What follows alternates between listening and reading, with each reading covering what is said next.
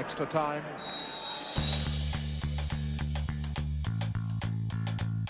Hello and welcome back to the Extra Time podcast. It's me, your host, Patrick van Straaten, and this week I'm joined by Henry Hill. What's up, Henry? Hey man, yeah, it's good. It's good to be back as always. I don't know, I feel bad. I feel like normally when I'm on here, I sort of lament how much I sort of don't like football. But this weekend, I actually, Sunday I got sucked into like that Sky Sports proper rollover of being like, well, I've watched one game. It looks like it's about to happen. I'm going to watch another one. so I feel for once I'm pretty prepared for what we're going to talk about, actually. Oh, nice. Well, actually, it was a pretty good weekend for you. I imagine that helped your enjoyment of football as well. Because today we're going to talk about the relegation battle. But your team, Fulham, obviously struck a blow in it. I mean, we'll come on to them in a bit. But really, in the relegation battle, I feel like what we're talking about is actually the 18th spot battle, right? Yeah. Because to me, it seems fairly clear at this point that Sheffield United and West Brom are done. Like, that is my take. Do you agree with that? I mean, I've basically written them off, and with every passing week, I feel like I'm right. And every now and then, people are like, oh, well, Sheffield United have won 4 games. It's like, Sheffield United have got 14 points. Like, it's not going to happen. Yeah, it is certainly Sheffield United. And the thing is, I actually think they're a better side than West Brom as well, which is quite sad. Yeah, so do I. It's just unfortunate. I think it's interesting. I think later on we're going to talk a little bit about some kind of myths that maybe prevail in football and stuff like that. And for a long time this season, there was this idea that Sheffield United are one of the worst Premier League sides that have kind of existed in sort of a single season. I think that is massively unfair. I think it's easy to forget just how good they were last season and how not just solid, they were really inventive. They were wonderfully inventive using their kind of flying centre halves that would go out into the wing back role. I remember we wrote a script about Sheffield United about how they kind of really brought something brand new and different to the Premier League. In a way, we often like hail Leeds, but Leeds is more aesthetically enjoyable and sort of all action. I think Sheffield United really were like really interesting side to watch last season. I think only Man City, in order to break them down, only Man City were better at like holding their shape at Sheffield United in certain ways. And if you look at like the sides and the issues that's happened to them, players like O'Connell who are out for all season, John Egan as well, Sander Berg, all these like big names that really helped propel them almost to Europe last year, because it was almost to Europe, wasn't it? Been, O'Connell in particular, I think people forget that they've been missing him all season, and that is huge. I'm not going to excuse some of their transfers because I think we said it last time. Ollie Burke's an interesting one. Rhian Brewster, I think, will be fine in future years. But Ramsdale as well. I mean, I actually beginning to feel a bit sorry for him. This season's been pretty tough on him. But so you can't excuse some of the money that they've spent. But they were really, really like an interesting and exciting side. And I think any team that made McGoldrick look as good as he has, and he has been a good player. And I think like they deserve more credit than they're going to get. And I actually feel they're going to be completely fine. I think they've got that core structure of a side. They've still got that Chris Wilder kind of identity and intensity to them, that even if they do get relegated, I do think they've got a good chance at bouncing back and maybe players like Brewster blossoming a bit more in the Championship. But yeah, I just think this idea that they are sort of horrifically bad isn't fair, and I still think it's quite remarkable what they've achieved with the squad they've got. Yeah, I really agree with that. I mean, I was looking at the expected goal difference per 90 just now on FB Ref, and they were 18th in the league, but they're basically neck and neck with Burnley and Newcastle above, and they're better than Palace by that metric. And to be honest, when you watch Palace, especially the run, Palace have had some pretty easy fixtures lately and have been terrible. And I just kind of think it's a bit of a perfect storm for Sheffield United. Like, the defence took a bit of a step back. They got figured out a little bit. They did have those significant injuries. They had COVID problems. None of their transfers quite came in and banged. I mean, like Bogle and Brewster and Max Lowe, I think, have got about 2,000 minutes combined, which is like pretty rough, to be honest. But you're right. Like, I mean, they know that Bogle and Lowe and Brewster are all effective players at Championship level and are all young and can improve. I mean, the only player who you really see them losing is Sander Berge, which would be like not great, especially if they take a hit on whatever it was, the 25 million they paid for him. But it's not like disastrous. It's not like they're going to get picked apart and have absolutely no prospect of coming back up. And I think we all agree that Chris Wilder is an interesting, clever, innovative coach who's clearly Premier League quality, and actually like to me this is one of those things where it's like what went wrong with Sheffield United this season, and I think isn't the story really what went right with Sheffield United last season, because this is the season certainly I predicted they'd have when they got promoted in the first place. You know, I just looked at the squad and I was like, that's not a Premier League squad. I mean, I think they've probably been hit as hard as anyone by the kind of general emptiness of the stadium and the quick-fire nature of the games. I think a lot of their success was real focus on like tactical discipline and stuff like that, and they've simply not been able to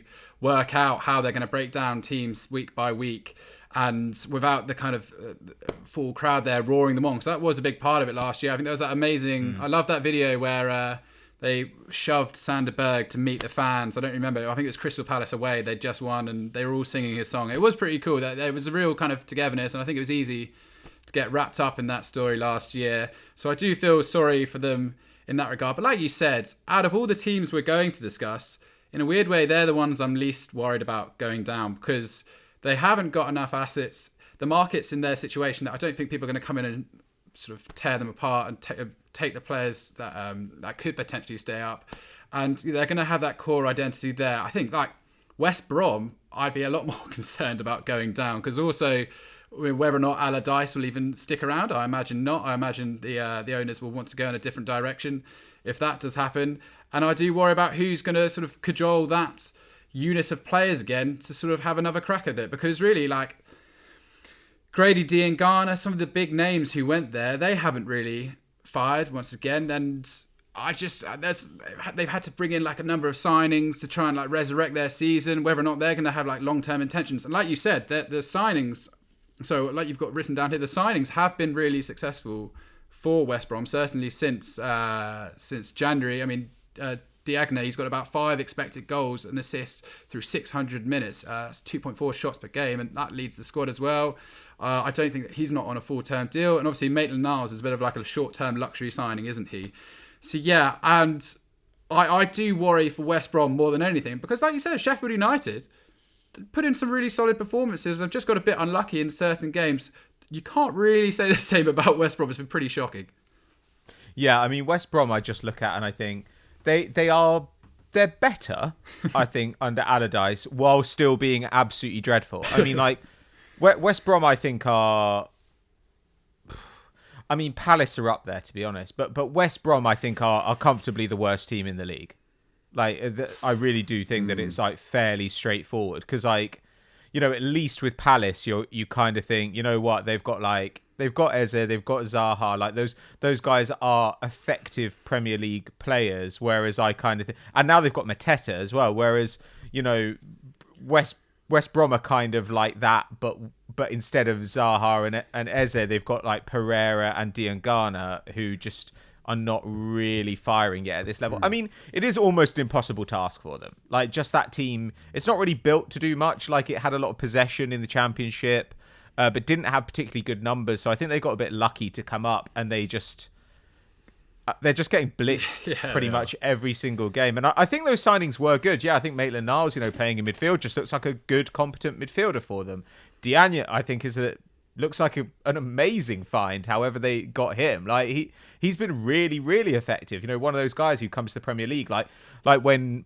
I don't know, when like Salomon Rondon appeared out of nowhere or whatever, and suddenly you're like, Jesus, who's this? Like, this is a nightmare for people to play against. I reckon he'll do Umar Niasse and get snapped up by Everton, play one season, then probably just promptly disappear. Yeah, I mean, I've no idea how old he is. I literally know nothing about him whatsoever, except I think he came from Galatasaray. But I mean, the thing about West Brom is I think they're like 8 or 9 points away from Brighton and Newcastle. But by goal difference, it's like the Grand Canyon, right? Yeah. Like, Fulham have a goal difference of -11. Brighton have a goal difference of -8. Newcastle, who are god-awful, have a goal difference of -17. And West Brom's is more than twice as bad as that. They got a goal difference of -36. What are they doing? That is mental. I think they've got the worst. I think they've got the worst defense in the league and the worst attack by expected goals. And when you watch them, you're like, yeah, like there's no like fancy stats going on here? Like this is a team which is horrible at both ends because they've got a defense made of like rejects from Wenger era Arsenal, which is like not how you build a defense. Like No. it's just not, it's pretty demoralizing. I keep thinking that Carl Bartley is all right some weeks. I keep thinking that he might have a future, but I do tend to agree with you. But it's funny you keep mentioning Crystal Palace as well, because I think there was a stat the other day which said that they were in their best points position by this point of the season, like in their recent Premier League history. And I was thinking, how could that possibly be true, that this is the best Crystal Palace that's ever been? Because I've realised they basically just do so badly for the first like half of the year, and then have that kind of resurrection where they suddenly go ahead and put a load of consistent results together. So it was like, oh, next year's Palace's year. And it turns out this is Palace's year. And what that means is they're just going to be unbelievably mediocre from start to finish, but consistently mediocre. And that's how it's like paid out. That this is apparently one of the best things. But listen, I do love Roy Hodgson. They are obviously going to be safe this year, but I would be intrigued to see, maybe it's for a different podcast, but I'd be intrigued to see whether or not they do sort of persist with that project, because I agree with you, it is a bit difficult. But yeah, West Brom, I mean, it was only... because I was researching Schalke for Sunday Vibes the other day, and I was like, gosh, Schalke have conceded so many goals, and we consider them to be like the benchmark of terrible for the season, don't we? And I was like, well, oh my God, West Brom aren't even that far away from them in that regard. And yeah, I mean, the fact that Fulham, when we were 1-0 up against them, and then they conceded 2, they scored twice in the first 10 minutes of the second half, and we had to settle for a 2-2 draw. And maybe it's a nice caveat into Fulham, because I feel like that West Brom game really summarised the recent one at the Hawthorns, why Fulham, although I think without doubt the best ball-playing side in the bottom three, probably one of the, actually in my opinion, one of the better ball-playing sides in the Premier League at the moment, but their inability to turn results into wins is a little bit alarming. And the fact, I mean, it's all well and good going and beating Liverpool away from home, going and beating Leicester and Everton away from home. Like, great wins, don't get me wrong. But when you struggle to convert victories elsewhere, this is where it is a bit concerning. And I think if you see Scott Parker's press conference yesterday, I think he's basically referenced that, because everyone's getting excited. Everyone's saying, the momentum's with you. The belief is that Fulham will be the side to stay up. And he's I think, correctly making people take a step back and just recognise the fact that Fulham still haven't been able to turn a lot of those draws into wins and get kind of the points where you most expected it. And we can't rely on being able to go to somewhere like Liverpool to get 3 points. Like, that was painfully hard to watch the second half yesterday, just knowing that it could also go horribly wrong. But yeah, I mean, I will happily talk about Fulham, but I'll be interested to hear your take on where you think Fulham are and how well you think they could do for the rest of the season. Well, I was going to ask you about this because to me, it looks like Fulham have changed style. Like, I mean, early in the season, I was like, Fulham want to like hold the ball and like be a possession side. And it was a little bit like when they came up with Jokanovic, and I thought this is not very wise. Even though I think they have got some really good possession talent, I do feel like they've been improved in recent weeks by playing more like a conventional lower table side. Like, I think they know they've got really good defensive midfielders. They're like, our defensive midfielders and our centre backs are excellent.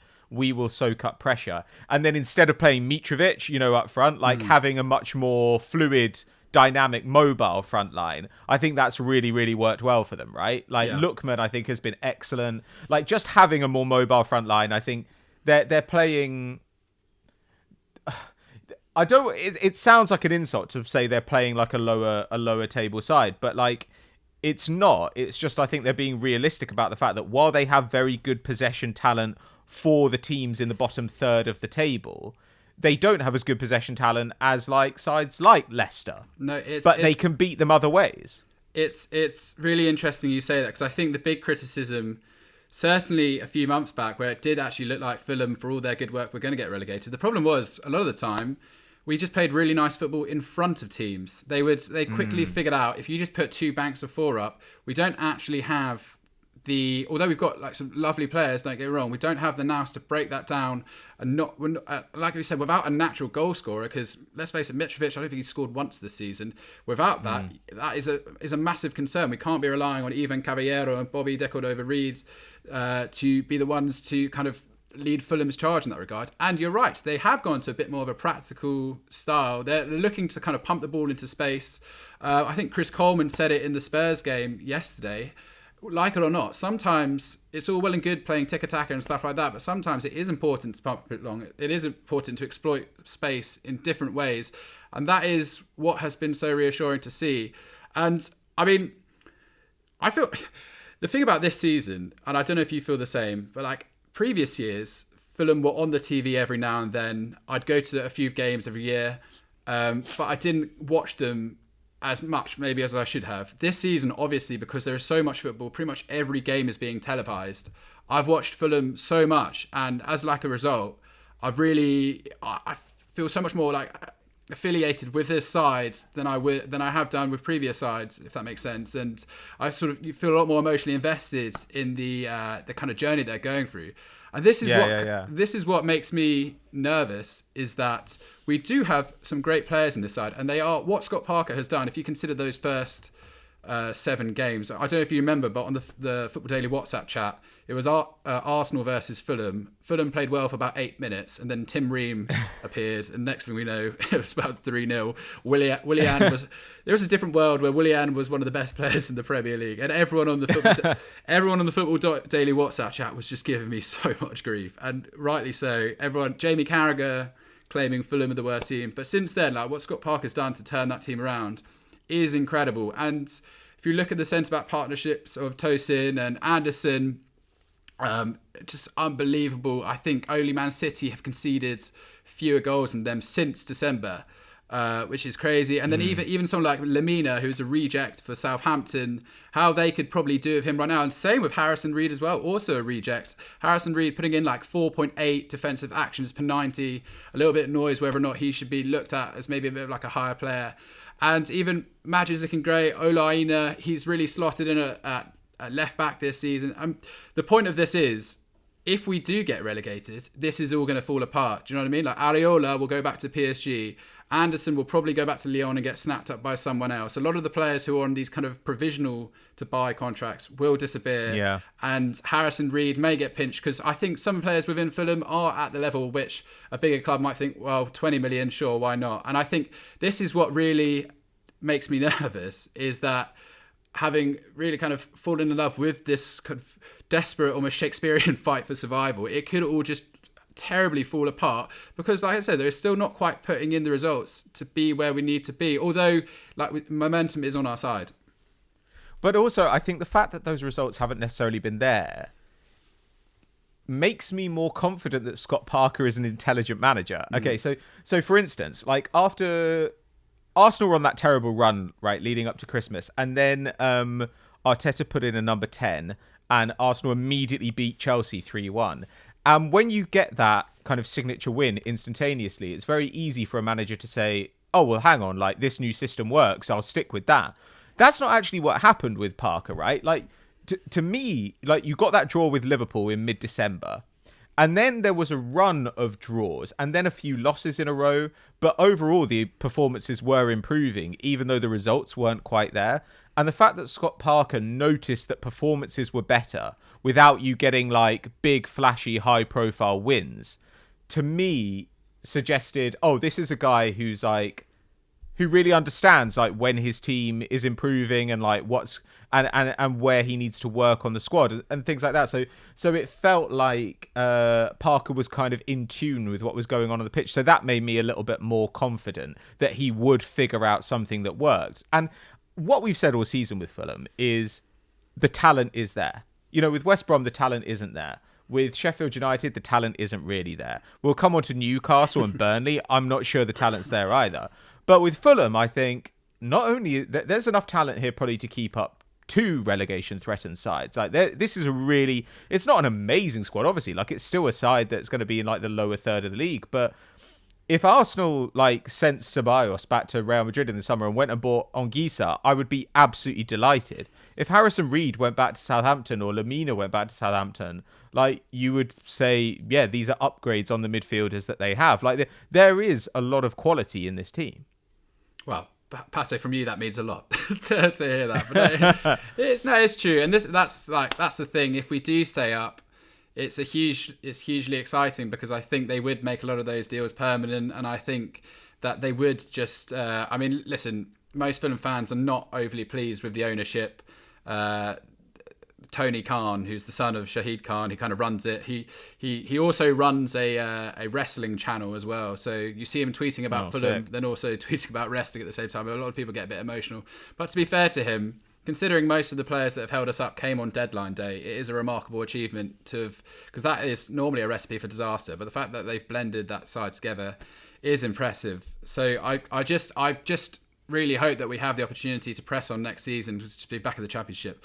Ugh. But I mean, if we look at the kind of run-in of fixtures, it's pretty tough. It is one of the tougher run-ins of the relegation-threatened sides, I've got to say. I mean, I know you've just played Spurs and you've beaten Liverpool away, but City next, and then pretty much most of the sides that are form sides. I mean, there are teams on here like Villa and Arsenal that are probably slightly better recently than they've.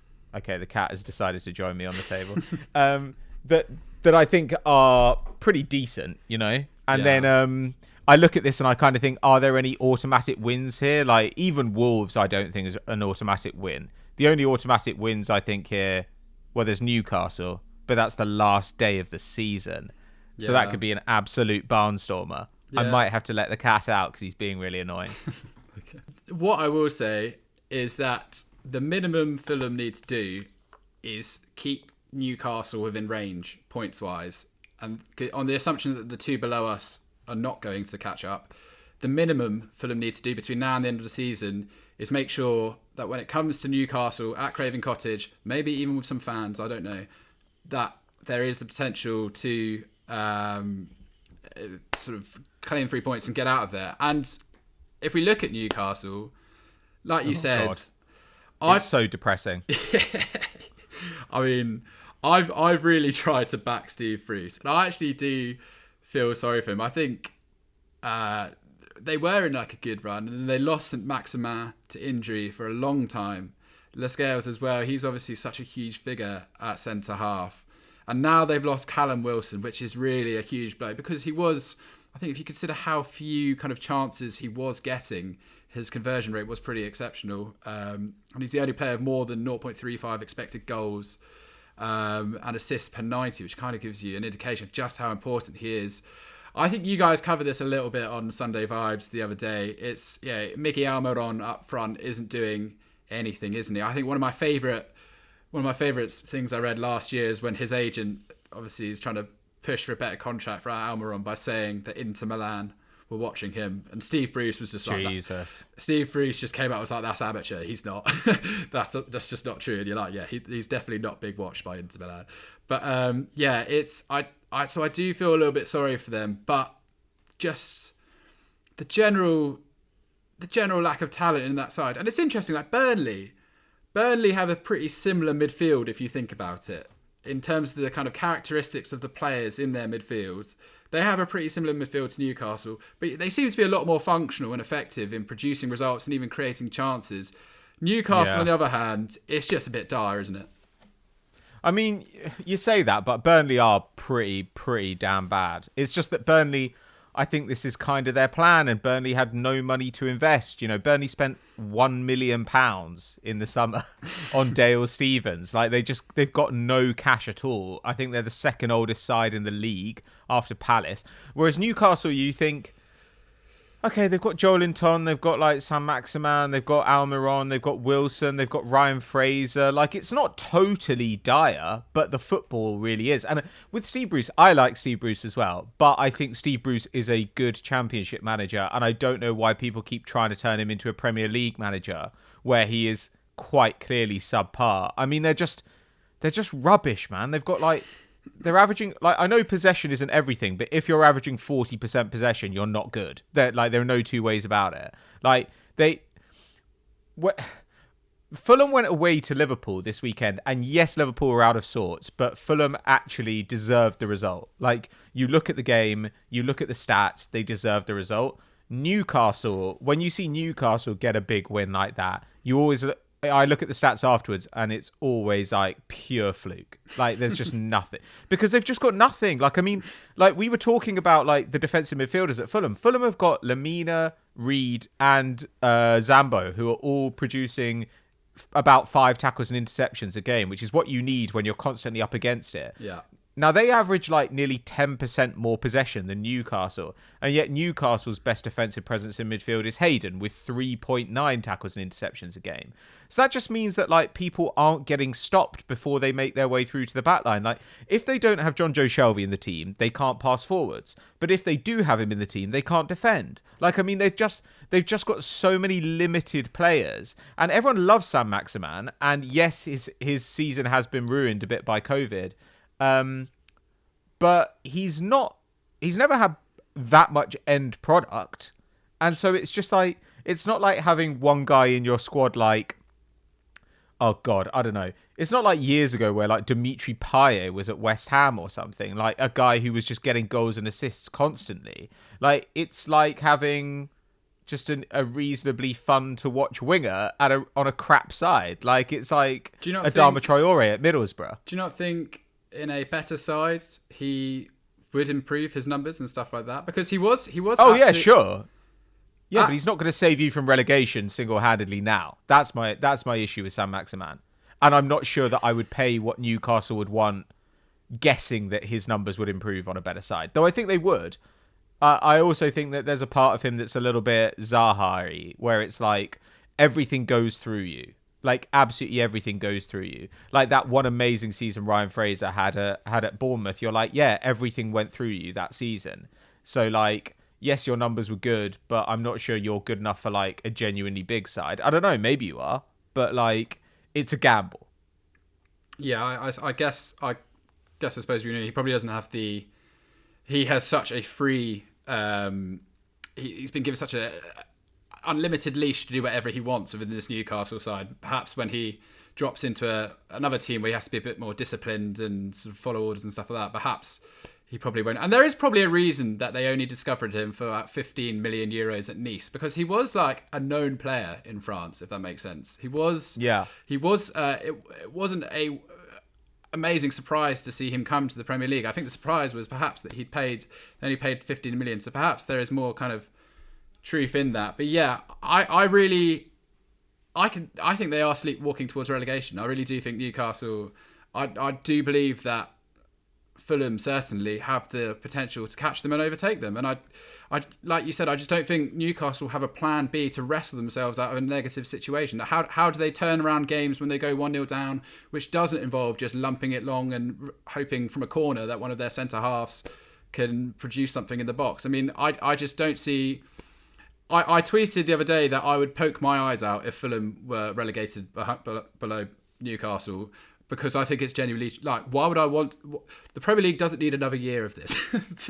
Yeah, agreed. I would lose my like faith in football if Newcastle stay up over Fulham. But yeah, I mean, what do you think? Do you think they've got enough to potentially stay up? Not really. Like, not really. I just don't see. I don't see how. Like, I think. To be clear, I think we're going to gloss over Brighton today because Brighton have been talked about a lot on FD, and I still think Brighton are a pretty good side. They've got decent talent. I think they'll probably be okay.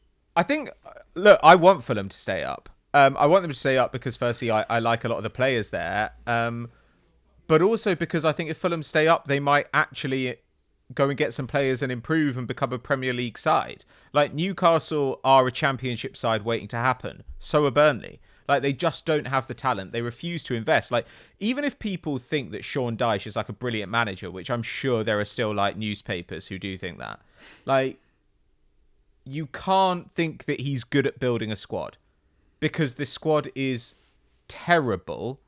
And I just, it's going to go down, and when it does go down, it's not going to come back up because it's incredibly old and it's got no talent. Like, it's the same as Palace. Like, Palace have made a couple of key investments, but they really need those to work out, because otherwise they're going to go down and they've got a bunch of players whose wages are too high for the Championship, and they're in serious trouble. Like, so I just want like the Newcastles and Burnleys and Palaces and West Broms of the world to like get relegated, because I think they're boring, and I think that, like, to be honest, they've been lucky to stay in the league this long. Like Newcastle are not a Premier League side as currently constituted. Neither are Burnley, really. Except that, but at least Dyche gets more out of Burnley than the sum of their parts, whereas Newcastle, I think, are pretty much exactly the sum of their parts right now. I think that's a little. I do think that's a bit harsh on Burnley. I think you have to bear in mind that they're terrible, man. I know, but in terms of like squad building, do you remember the end of last season where he literally had hardly any players that he could use? You've got players like Jeff Hendrick refusing to sign a contract so he can sidestep and move to Newcastle. I mean, that's the kind of that's the problem that they face, is players of his caliber are sidestepping them for not even an upgrade as far as we're concerned. And I think his ability to nurture and get the best out of a lot of these kind of unsung British heroes is remarkable. I think it's slightly unfair, but to say that he can't build a squad. But I just the thing about Sean Dyche is I don't think a bigger club will ever trust him with the responsibility to do the same at their place, because I think they'd worry that kind of same feel will be replicated. So I feel like he's in a bit of a stick, like a dead end almost with Burnley, regardless of how good he really is. But yeah, I don't hate Burnley as much as you. I think is the bottom line. I don't hate them as much as I hate these teams around them. Like, I don't think Burnley are a terrible side. They were terrible against Arsenal at the weekend. Like, they're very lucky to escape from that game with a point. But, you know, like, then I saw them against Leicester the other week, and, like, you know, they can put on a competent press. But, like, there have been times when they could have sold players and got a little bit of money and tried to do something. There was a point where they could have taken between 30 and 40 million for Tarkowski. And I'm inclined to think that what makes Burnley's defence good is the system rather than the personnel. I think if you have any aspirations to be better than you currently are, and you're Burnley, you have to take that money and try and do something. Yeah. Like, because otherwise, they've now been in the Premier League for quite a long time. Like, they should actually have some money to do something. They do. Like, I understand they've been in trouble. Like they've been hit hard by COVID. But even in seasons where that hasn't happened, even when they got into like the Europa League, like, they didn't really do anything with money they got. And I was just a little bit like, come on, guys.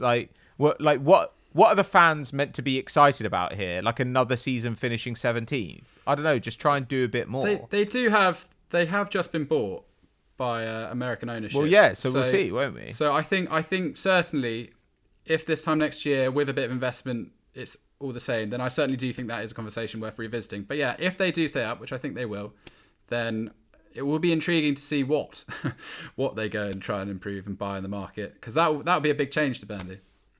So I think we're agreeing. Okay, give me your order then, counting up from 20th to, like, I don't know, 16th or 15th or whatever. I don't care. All right.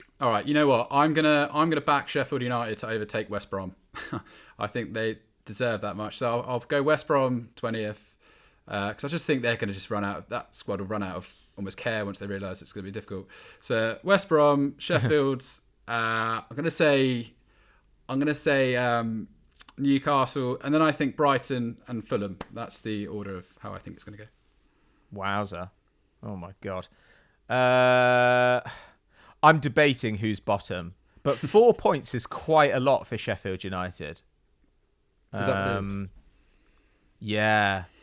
Like, that's quite a lot for Sheffield United. They are rubbish. But, oh God. I'm going to go bottom Sheffield United, then West Brom, then Newcastle, then... What's the points difference? Hang on, let me pull up the points difference. Burnley are quite a way up. Okay, then I think... So, did I say Newcastle 18th? Yeah. Definitely Newcastle 18th. Then Fulham. Then Burnley. Then Brighton. Oof. I'm holding out faith that Brighton can start to get the results that they've deserved all season. But fundamentally, like, I just think Brighton are fine. And I think that, like, the other teams around them are, like, largely crap. Except maybe for Fulham. So, yeah, I don't know. I think if Newcastle don't go down, it would be a bit of a travesty, to be honest. I agree. I think we can all agree on that. Well, shall we move on to our second section then, where we were going to talk about some of the myths of the Premier League season? Because I feel like this season, maybe it's because everybody's sitting at home watching 6 games a weekend, but I feel like the narratives have been absolutely out of control this season. So, like, you know, Thiago, formerly one of the best midfielders in the world, is now crap. You know, Mo Salah is an idiot. Jurgen Klopp is terrible. This is without even leaving Merseyside. So I wanted to ask you which particular narratives you've seen around this season and which of them have particularly annoyed you. Because, frankly, I think that the stupidity in football is getting worse with every passing day. Yeah, I think the one that probably most matches the description there is the Anthony Martial. I had a good chat with McCubbin before about this. And, I mean, Martial is just one of those unbelievably frustrating players because, yeah, he does show glimpses that he is almost world-class. 17 goals, 6 assists last season, for example. But then that really does fluctuate. And this season, 4 goals, 3 assists from 1,500 minutes. XG of 7.4, which shows he's really missing opportunities. You just had to watch the United game yesterday. Is he... What's like your definitive opinion? Because surely this is the summer where it's going to be decided what Martial is as a player. Because they're either going to upgrade him with Sancho, who looks like, in my opinion, I think he is probably going to come finally.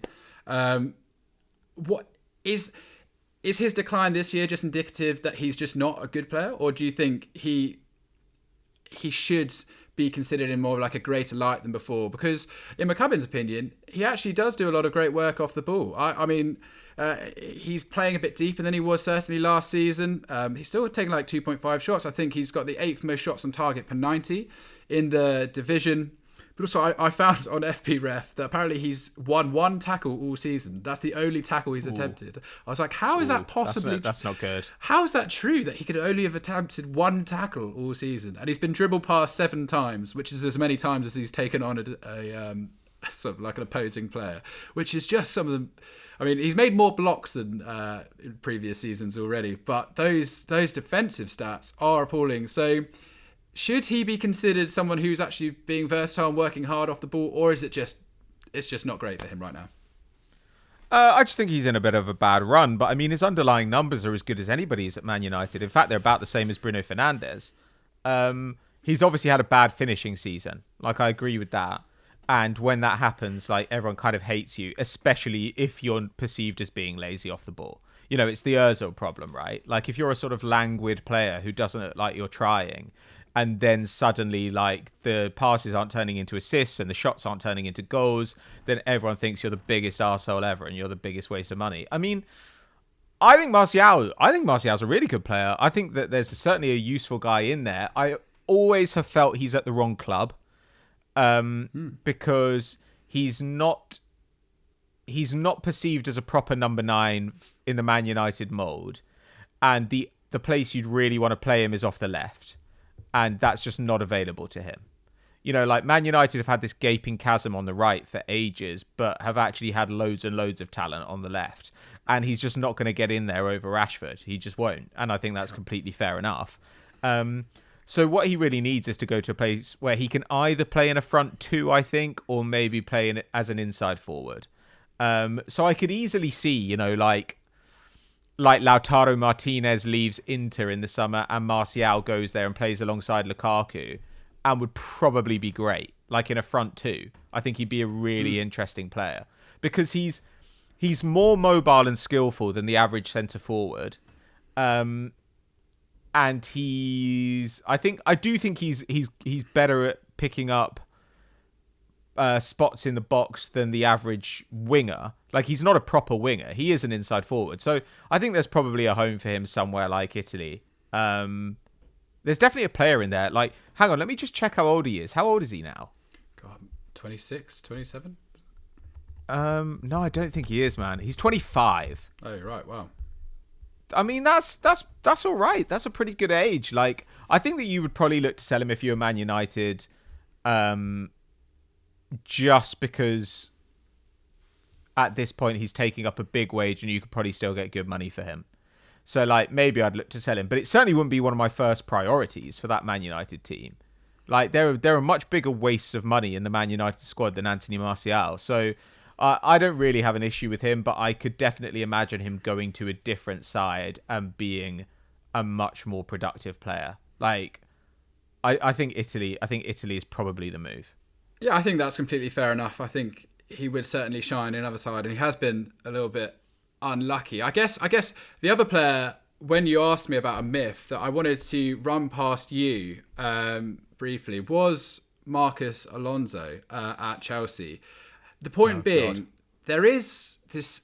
I asked a certain member of the FD team who refuses to be named when it comes to Chelsea issues for reasons I can't say, what his opinion on Marcos Alonso was. And he basically implied that he's one of the worst one-on-one defenders that he's seen, certainly at Chelsea, and that he's completely lost his pace. And I always remember the Alonso that was kind of the fantasy football dream during the Conte era, wasn't he? 13 goals, 5 assists. He was seen as one of the linchpins of that Conte system at left wing back. And I was just wondering, because you're very good at kind of divulging through stats and kind of seeing maybe perhaps through the flaws sometimes. He still posts better kind of defensive action numbers than Chilwell, certainly level. He's still proving to be a useful asset. And obviously Thomas Tuchel brought him back into the side. It's one of the first things he did, albeit Chilwell has played the last 2 games for Chelsea. But is Alonso as mistake-ridden as perhaps he's certainly led to believe in the public eye? Because he's only ever contributed 1 mistake that leads to a goal in his whole time in the Premier League. He's still a higher tackle success rate overall than Chilwell. He's played about roughly 30 games more. He's still... albeit his numbers against dribblers are terrible. At this moment this season, 10%. He's only winning 10% of his duels against other dribblers. But it has been better than that in the past. Is he as bad as perhaps some people make him out to be? Or was Chilwell like the worthy upgrade in your opinion? Yeah, basically. Like okay. To be honest with you, I think you can some of the criticisms of him defensively using stats are a little bit unfair because they focus on like his tackle and interception numbers, and he's never really been in the team for like defensive output. That's not what he's there for. But similarly, that means that when you tell me he's only made 1 error leading to a goal, I don't really care because he's nowhere near the goal most of the time when he plays. Like he's running up into the box. So like that kind of cuts both ways, that particular issue. He's quite effective as a left wing back. He's extremely limited otherwise. I don't like the player at all. But I think he's got his uses. I do think that Chilwell coming in will overall be better for the side and is probably a bit more of a Tuchel type. Like Alonso is really limited as a footballer in a way that I don't see Tuchel getting on board with. But yeah, I mean, like he's not like a useless player, but he's a bit like Arsenal having Kolasinac. You're like, yeah, if you're willing to play this system, this one system that he's useful in, then yeah, he's actually a perfectly decent player. But if you're not playing that system, he's an absolute liability and he's quite a high earner. So like maybe move him on.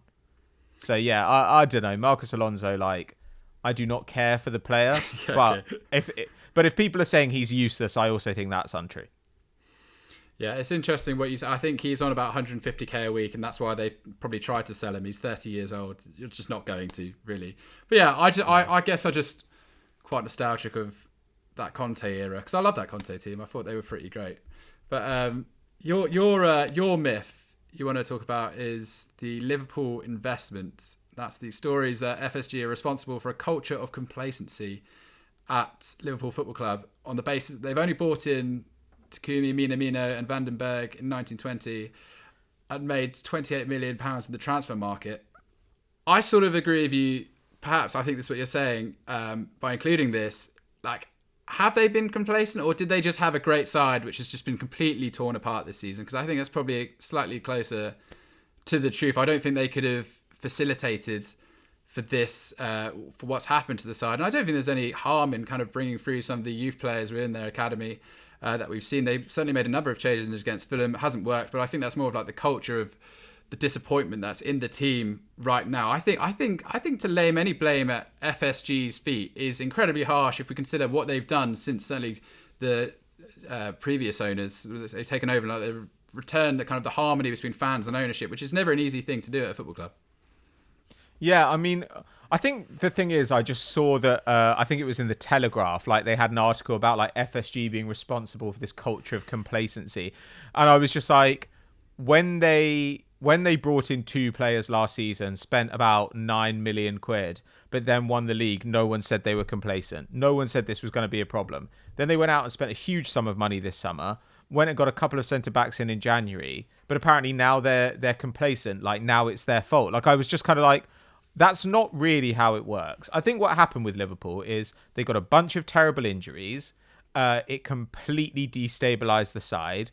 And then they got a couple of bad results, which were a bit unlucky. But those really, really did hurt the team. Like, I do think, like, this is a team who have rarely lost, like, especially at home. Like, losing at home was obviously, like, unknown to them until recently. And now when they play at home, like, they're just in a bad cycle. Like, they look terrified. They're not really creating anything. And, of course, adding on to that is the fact that team harmony has been lost on the pitch. You know, so what they had last season was so much automatic play. Like, you'd see the defenders pass into the midfielders would know exactly where the attackers were before they turned with the ball. Like, the fullbacks would know exactly where to be. Whereas what's happened this season instead is that Trent Alexander-Arnold has had to stay deeper to help out defensively with the back line, which only helps out so much because he's not actually a great defender, and it means you don't get his influence in the final third. Last season, Gomez and Van Dijk were 2 of the most aggressive centre-backs in the world for mopping up loose balls and for, like, flying out of the back line to make tackles and interceptions. They now are not there. And that means that Fabinho and Henderson, who were also mopping up loads of loose balls and making loads of defensive actions in midfield, are now in the back line. But the guys who've come into the midfield to replace them are not doing nearly as much. So everything has gone down a step. Every single position has gone down a step. It's just like people are saying, oh, you know, Firmino, like he's not scoring. Firmino has underperformed his expected goals quite badly for quite a long time. Like, he did it last season as well. Yeah. But nobody said then, oh God, you've got to sell Firmino. Whereas now everyone agrees that you do. So, I mean, I just look at Liverpool and I think everything that could go wrong has gone wrong. At the moment, as much as I'm not one of those people who wants to attribute everything to confidence, they do look like genuinely shaken by this run of bad results at home. I personally think that, like, Jurgen Klopp has to take a bit of blame. I know it's probably an unpopular opinion. Sure. No, I think that's fair. He's played literally the same. You can almost pick his starting 11 week in, week out for the last few years. And it's all well and good that works. But when it hasn't, surprise, surprise, you chuck in people like Shaqiri at short notice and they're not able to do anything because he never afforded any of these minutes. They were so obsessed with playing the same team all the time. It annoys me that they went out and bought Tsimikas and they don't play him over Robertson a little bit at left back. I'm not saying that Tsimikas is near the level of Robertson, but in terms of trying to balance out the squad throughout a whole season and put together a competitive team, surely giving Robertson a rest is one of the most important things to do at the moment. They've had Tsimikas there. They've not used him at it. I just think It like you said, they did sit on Bobby Firmino for a while. Unfortunately, Jota did get injured just when it looked like there might be someone to come in. But I personally think Klopp has to kind of recognise that his over-dependency on that starting 11 has returned to haunt him a little bit, in the sense that he doesn't have the players all the time that are able to fill in. They're not always match fit at the sharpest level which he needs them to be.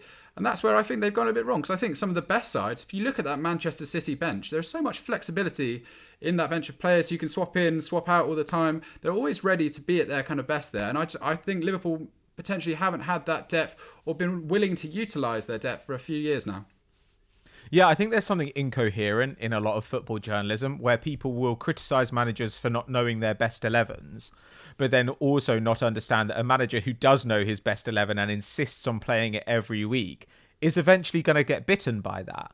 Like, I do think that now we see managers more having to be willing to play the right lineup for the game. And I think that, especially in a season like this, which has obviously been compressed and made really, really difficult by COVID and the extension of last season, you have to rotate more. And, like, look, obviously they lost to Fulham this weekend. But no offense to Fulham, like if you're not confident enough to play Kostas Tsimikas against a relegation struggler at home, why did you buy him? Like if you're not willing to play him in that situation, you're never going to be willing to play him, right? Except in like the Carabao Cup or something. So he was a waste of money. Like it's really frustrating. And I mean, yes, they've been hurt by other things. You know, Naby Keita, like, has just been injured constantly since he's been there. But that was true last year as well. And so I just think what it is, a lot of this stuff to me is just like journalists, old school journalists who don't really question their opinions very much. They look at this side, they see that it's losing, they say, oh, well, it's losing, like everything must be wrong. And so they then like decide on something. You know, they decide it's the owners. They decide it's the tactics. They decide it's one particular player who's the problem. You know, like the Brighton narrative, where it was kind of like, maybe Brighton are getting unlucky on XG. Oh, maybe Brighton's front line doesn't work well together. Oh, maybe actually just Dan Burn is too big for a left back. Like the problem with Brighton is that their fullback is too large. You know, it just gets to this point where I think, nah, I think Newcastle, I think Liverpool, just everything went wrong. Everything that could go wrong did go wrong. And their front line isn't bailing them out at the moment where it traditionally has. So that's disappointing. But will Liverpool be fine next season? Yes. They'll be absolutely fine. No, I completely agree with you. It's not... I think they've got enough credit with all their big players. Whatever Salah might be doing, potentially, I think none of their players are in a position to turn around and say, we want out because this is a sinking ship. I don't think that's the case at all. I think they will bounce back, and I think a lot of players will just take it on the chin and accept like that this has just been one of these freak seasons, which they'll probably move on from, and they'll probably benefit from playing less games next year, whatever competition it may be in.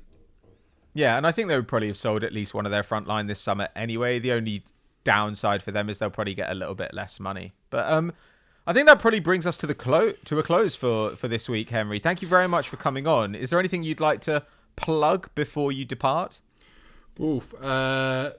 Check out my script on West Africa, how that's improving, how that kind of growing there. Pat, some great help from you on that one there. We've also got a video over on EFD coming out about PSG and whether or not they're losing their grip on Ligue 1 this weekend. So that's quite an interesting look at some of the other runners there. And yeah, just keep supporting the content across all platforms. Thank you very much, Henry. And thank you to you guys for listening or watching at home. Make sure that you're subscribed to us at Football Daily Podcast on YouTube, or that you're subscribed to the audio podcast using whichever app you favour. And we'll see you next time. Thank you. Bye.